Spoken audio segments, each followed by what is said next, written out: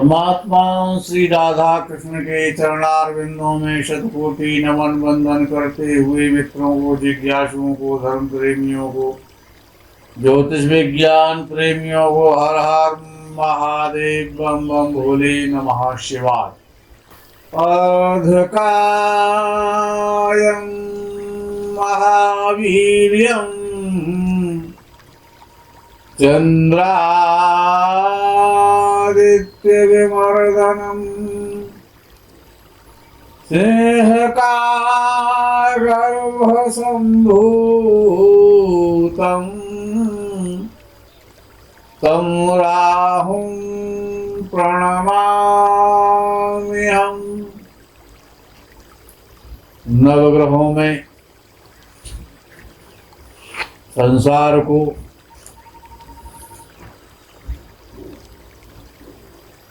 अपनी शक्ति से प्रभावित करने वाले महान शक्तिशाली हिरण्याक्ष और हिरण्यकश्यपु, रावण और कुंभकर्ण, कंस और शिशुपाल जैसे अवतार धारण करने वाले ऐसे राहु देव,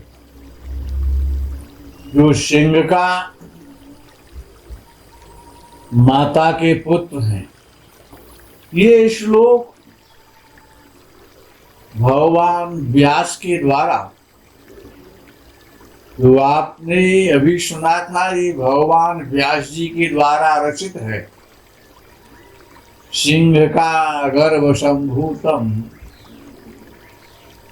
अर्धकायं महावीर्यं चंद्रादित्यविमर्दनम् सिंह का गर्भ संभूतम तम राहुं प्रणमाम्यहम्।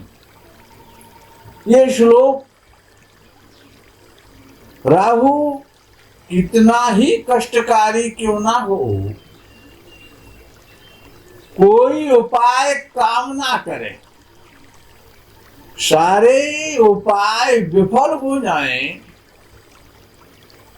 आर्थिक, मानसिक, शारीरिक, सामाजिक, पारिवारिक सारी स्थितियां निम्न से निम्नतर स्थिति में जा रही हों राहु के कारण, तब ये मंत्र अत्यंत कारगर है। इस मंत्र के द्वारा केवल काले तिल और सरसों का तेल और दूर्वा घास, इस मंत्र के द्वारा यदि कोई भी पुरुष या स्त्री यज्ञ के माध्यम से आहुतियां देता है, यज्ञ में जलती हुई अग्नि में आहुति देता है 108 बार, नित्य ना दे सके तो बुधवार और शनिवार को, जिस समय राहु काल आता है, दिन में जो राहु काल आता है, एक बार आता है राहु काल, बुधवार को भी आएगा और शनिवार को भी आएगा। तो राहु काल का लगभग टाइम जो भी रहता है, उस समय राहु काल के समय में, और भाग्यवशात काल चौघड़िया मिल जाए, राहु काल भी हो और काल की चौघड़िया हो, और उस समय अर्धकायं महावीर्यं चंद्रादित्यविमर्दनम् सिंह का गर्भ संभूतम तम राहुं प्रणमाम्यहम्। इस मंत्र के माध्यम से यदि कोई भी जातक जातिका 108 आहुति यज्ञ में प्रदान करता है, दूर्वा घास और तिल मिश्रित सरसों के तेल के माध्यम से, तो निश्चित ही राहु देव अति प्रसन्न होते हैं और कर्ता की समस्त मनोकामनाएं पूर्ण करते हैं। राहु यद्यपि आकस्मिक विपदाएं, आकस्मिक घटनाएं, आकस्मिक दुर्घटनाएं, आकस्मिक यात्राएं, आकस्मिकता का कारक है राहु, और वक्र गति चलता है। तो कहा जाता है ज्योतिष शास्त्र में कवि कुल श्रोमणी सरस्वती के वरदपुत्र श्री कालिदास ने कहा है कि यदि कोई ग्रह वक्री होता है किसी की भी जन्म कुंडली में, वो शुभ ग्रह हो या पापक ग्रह हो, यदि ग्रह वक्री है तो उसमें उच्चत्व आ जाता है, उसमें पावर बढ़ जाती है, उसकी शक्ति बढ़ जाती है। लेकिन राहु तो एक ऐसा ग्रह है कि हमेशा उल्टा ही चलता है, वक्र ही रहता है। अच्छा, जो हमेशा वक्र ही रहता है तो उसकी शक्ति तो अपार होती है। इसीलिए राहु सबसे अधिक पावरफुल है, और राहु का भोजन है ज्ञान। ज्ञान को खाता है राहु। अंधकार और अज्ञान का कारक है। अच्छा, जो जिसका भोजन ही ज्ञान है तो वो कितना चतुर हो सकता है। ज्ञान को भक्षण करता है, ज्ञान ही राहु का भोजन है। और सूर्य और चंद्र दोनों ही प्रकाश हैं, और प्रकाश ही ज्ञान है। और राहु सूर्य और चंद्र को ग्रहण कर लेता है। ग्रहण सूर्य और चंद्र को लगता है, अन्य किसी ग्रह को तो लगता नहीं है। तो ज्ञान ही राहु का भोजन है। तो आकस्मिकता राहु का स्वभाव है, दुर्घटना राहु का स्वभाव है। कठिन से कठिन परिस्थितियों में डालना, दुर्गम और अति दुरूह स्थानों की यात्राएं कराना, भ्रष्टाचार, जितने भी प्रकार का भ्रष्टाचार है उसका एकमात्र स्वामी है राहु। निंदित कार्य, अनाचार, भ्रष्टाचार, दुराचार, बलात्कार, चोरी और ठगी, कठोर और अक्खर भाषण, वाणी के द्वारा दूसरों को तिरस्कृत करना, अपमानित करना, दूसरों को पीड़ा देना, घर से निकाल देना, उनका मकान तोड़ देना, देश से निकाल देना, विधर्मी बनाना, धर्महीन बनाना, और बरादरी और जाति से निकलवा देना, ये सारा कार्य राहु का है। जुआ के द्वारा, विश्वास के द्वारा, विश्वासघात के द्वारा, सट्टे के द्वारा, लॉटरी के द्वारा, शेयर मार्केट के द्वारा, छल के द्वारा, कपट के द्वारा, कुतर्क के द्वारा। कुतर्क का एकमात्र स्वामी है राहु। तर्क नहीं आएगा तो कुतर्क तो करेगा, इधर राहु प्रधान व्यक्ति है तो। और अपने को ब्रह्म ज्ञानी मानना, ब्रह्म का उपदेश करना, षड्यंत्र में दूसरों को फांसना राहु नेट है। जाल है, सबको फंसा लेता है। ये जो इंटरनेट है यही तो नेट है, राहु है। इसने संसार को इंटरनेट ने, राहु अर्थात इंटरनेट, नेट, जाल, किसी भी प्रकार का जाल है, चाहे वो कबूतरों को फंसाने वाला जाल है, चाहे वो मछलियों को पकड़ने वाला जाल है, किसी भी प्रकार का जाल है।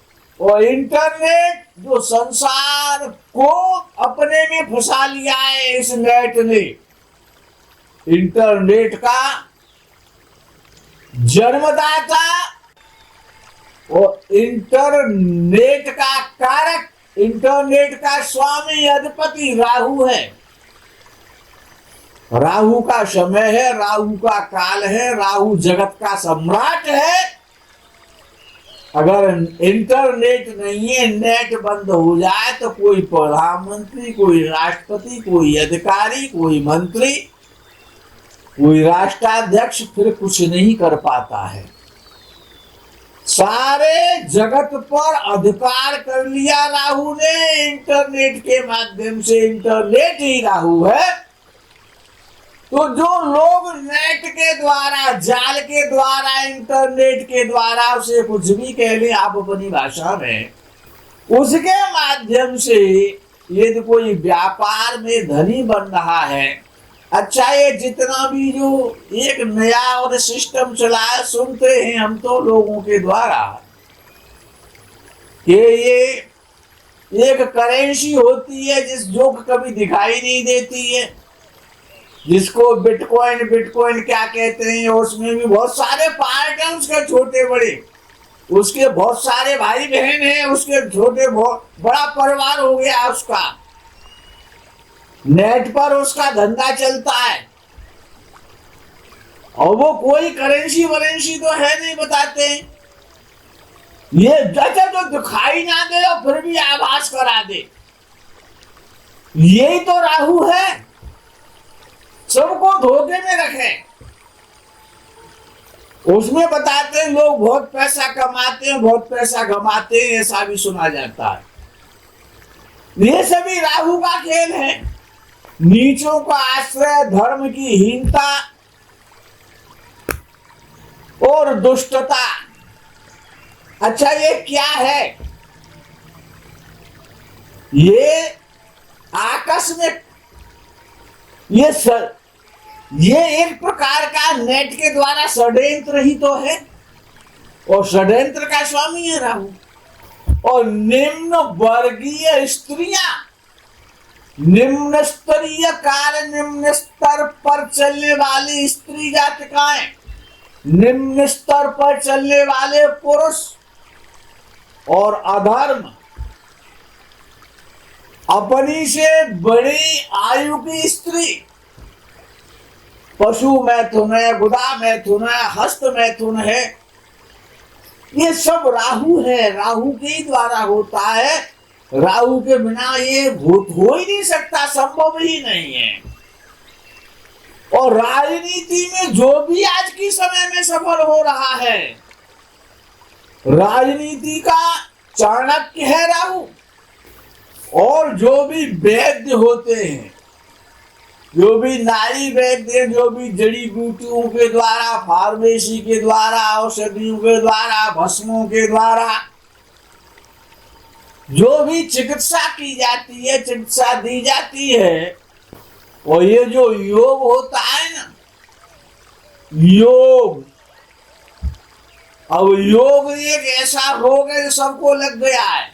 20 साल का है वो भी योग कर रहा है, 50 साल का है वो भी योग कर रहा है, 100 साल का है वो भी पेट को फुला रहा है और पिचका रहा है, वो भी नीचे ऊपर सांसें खींच रहा है। क्या कर रहे हैं साहब? योगा कर रहे हैं। ये भी सब राहु की कृपा से होता है। योग के क्षेत्र में सफल होना, योगा कराना, अब योग का योगा बना दिया गया है। जितने भी प्रकार का विष है, ये तो मैंने आपको पहले भी बताया, जितने भी प्रकार के विषैले पदार्थ हैं, जितने भी प्रकार के महंगे से महंगे ड्रग्स हैं, चाहे वो अफीम है, गांजा है, चरस है, भांग है, सुल्फा है, हीरोइन है, हशीश है, बहुत सारे एक से एक महंगे जिनका हम नाम भी नहीं जानते, तो पेपर वगैरह में न्यूज के माध्यम से सुन लेते हैं। और शराब में तो गोते लगाता है राहु। शराब का मुख्य ग्रह है, और जितने भी प्रकार का विष है और जितने भी विषैले पदार्थ हैं, विषाक्त जानवर हैं, अच्छा जितने भी पाखंडी मिलेंगे, ढोंगी मिलेंगे, कपटी मिलेंगे, आचरणहीन मिलेंगे, दूसरों को बेवकूफ बनाने वाले मिलेंगे, जेब कट मिलेंगे, भ्रम में डालने वाले मिलेंगे, कामी मिलेंगे, काम विकृति के शिकार मिलेंगे, नशे के शिकार मिलेंगे, नशे में चूर मिलेंगे, जेल यात्रा करेंगे, जेल में पड़े होंगे। अच्छा बिना राहु की सहायता के विदेश यात्रा हो ही नहीं सकती है। राहु विदेशों का कारक है, विदेश यात्रा का एकमात्र लॉर्ड है, विदेशों से धन कमाने का एकमात्र स्वामी है। और आत्मघात और वैधव्यता और विधुरता बिना राहु के कृपा के संभव ही नहीं है कि कोई भी किसी की माता या बहन वैधव्य हो जाए, उसको वैधव्य हो जाए, वो विधवा हो जाए, राहु उसमें कारण बनेगा। अगर कोई विधुर हो गया है, पत्नी मर गई है, तो बिना राहु की कृपा दृष्टि के वो विधुरता का दुख प्राप्त नहीं कर सकता है। और किसी ने अगर आत्मघात कर लिया है या आत्मघात में डाल दिया गया है या आत्मघात का केस लगा दिया गया है कि ये आत्मघात कर रहा था, चाहे उसने भले ही आत्मघात ना किया, वो तो जीवित है, लेकिन केस आत्मघात का चल रहा है। बिना राहु के कोई भी कार्य संभव नहीं है। फोबिया है, चित्त भ्रम है, विभ्रम है, बहम है, डिप्रेशन है, भय है, फ्रस्ट्रेशन है, भूत है, प्रेत है, जिन्न है, खबीश है, ऊपरी हवा। अच्छा जितने भी ये दरबार लगाने वाले हैं ना, जो भी दरबार लगा रहे हैं, जिनके यहाँ भीड़ आ रही है, भीड़ लग रही है, वो सब राहु की कृपा से वो यश के भागीदार हो रहे हैं। वो भीड़ भी राहु की है। बिना राहु की कृपा के दरबार नहीं लग सकता, दरबार में पास नहीं हो पाएगा। तो जितने भी दरबार में जो दरबारी बैठे हुए हैं, चाहे वो शिकायत करता है, कंप्लेंट करता है, और चाहे उसका निवारण करने वाले ये राहु का ही प्रभाव है।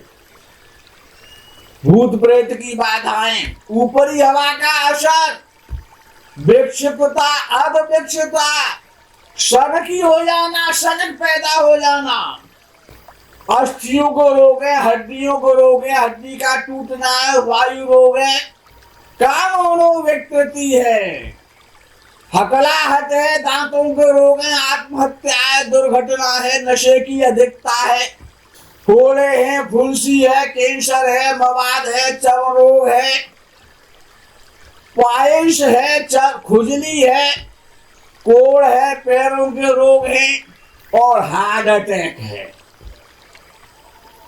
इन सब में राहु का इन्वॉल्वमेंट है। राहु एक महान शक्तिशाली ग्रह है। मित्रों, धर्म ग्रंथ कहते हैं, विद्वानों ने कहा है कि जो भी पापी ग्रह है, और राहु से बड़ा कोई पापी ग्रह है नहीं, शनि तो पीछे रह जाता है पापत्व में। राहु महान पापी है, देवताओं का, असुरों का सेनापति है। और मुख्य बात क्या है कि राक्षसों में शारीरिक बल बहुत ज्यादा होता है। राक्षस बुद्धि, जो राक्षस प्रवृत्ति के, जो राक्षस योनि में जो लोग पैदा होते हैं, अच्छा कुछ का तो गण ही राक्षस होता है। ये बड़ा खतरनाक गण है राक्षस गण। राहु का संबंध जुड़ जाता है तत्काल। तो मित्रों, ये जो राहु है, इसका ये जो मैंने आपको अभी जो मंत्र बताया था, अर्धकायम महावीरम चंद्रादित्य विमोदनम, इससे शनिवार और बुधवार को यज्ञ करने से राहु अति प्रसन्न होता है। और एक चीज याद कर लें आप हमेशा के लिए, 6 राशियां पुरुष हैं, 6 राशियां स्त्री हैं। जितनी भी सम राशियां वो सब स्त्री राशियां, जितनी भी विषम राशियां हैं वो पुरुष राशियां हैं। 5वां भाव में राहु को बहुत अच्छा माना जाता है। 5म भाव में राहु वहां पर बैठ करके जातक को भाग्यवान बनाता है, शास्त्रज्ञ बनाता है, शास्त्रों का ज्ञाता बनाता है। क्यों बनाता है? कि ज्ञान में अज्ञान में ज्ञान पैदा हो जाता है। 5म भाव ज्ञान का भाव है।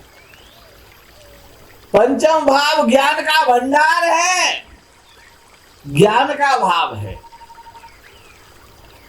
और राहु ज्ञान का भोजन करता है, राहु ज्ञान का भोग लगाता है, राहु ज्ञान को खाता है। 5म भाव में जब बैठता है,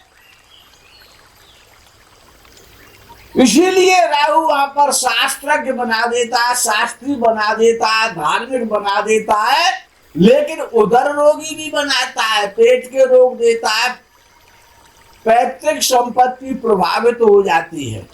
यदि किसी स्त्री की कुंडली में 5म भाव में राहु है या पुरुष की में 5म भाव में राहु है, तो ये समझो एक संतान से तो पीड़ा मिलेगी।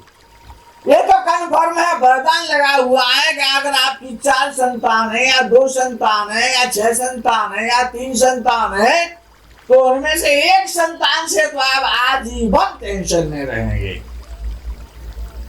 5म भाव का राहु शिक्षा तो देता है, लेकिन विज्ञान की और तकनीकी शिक्षा देता है, शास्त्रज्ञ बनाता है। 5वां राहु शरारती स्वभाव देता है, शरारत कराता है, कुमार्गी बना देता है। लेकिन कुमार्ग भी ज्ञान के माध्यम से होगा।